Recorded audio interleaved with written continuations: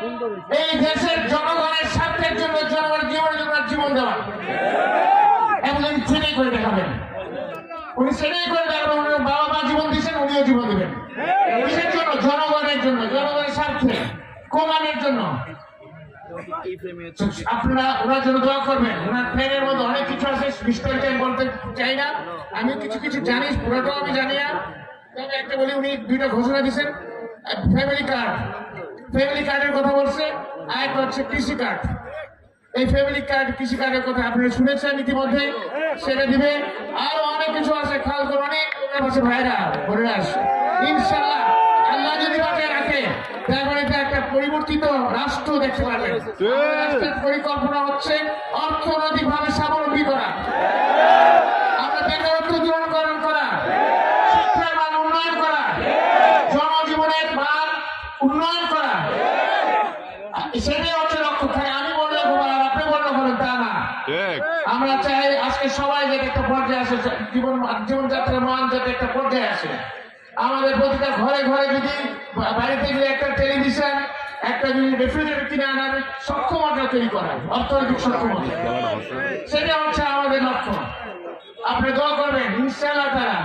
আল্লাহ আমাদের বিদেশে একটা বড় অংশ কর্মসংস্থান, একটা বড় মুসিবত আমাদের এই পুরো তিনখানা তো বটেই, পুরো বাংলাদেশের জন্য। সেই জায়গায় সরকারি কর্মচারীদের জন্য, কর্মজীবী একটা ছোটখাটো একটা অংশ, বড় অংশ হচ্ছে বিদেশি কর্মসংস্থান। সেটা জন্য আমরা একটা বিশেষ উদ্যোগ নিচ্ছি, কিভাবে বিদেশে বেশি বেশি লোক পাঠানো যায়। আমরা জানি একটা পরিবারে একজন লোক যদি যায়, সেই পরিবারটা সচ্ছলতা এসে যায়, এবং সেই পরিবারের মধ্যে 2-3 জনকে আমরা টানতে পারেছে। আমরা বুঝি, আমরা জানি। আর আপনারা তো আমাকে দেখেছেন অতীতে কি করেছি।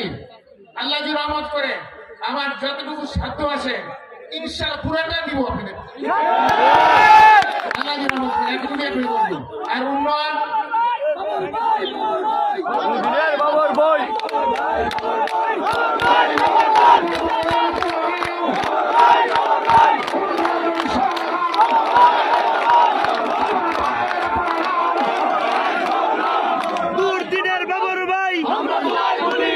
আমরা তোমায় ভুলি নাই।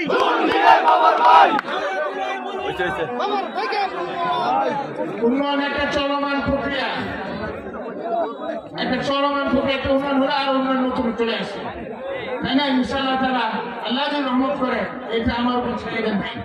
আল্লাহ যদি রহমত করে, উন্নয়নের আমার সাধ্য যতটুকু আছে ইনশাআল্লাহ তাআলা, ইনশাআল্লাহ তাআলা আমি পুরাটাই আমার সাধ্য দিয়ে আমি ইনশাআল্লাহ করবো। জানেন আমি চেষ্টা করবো।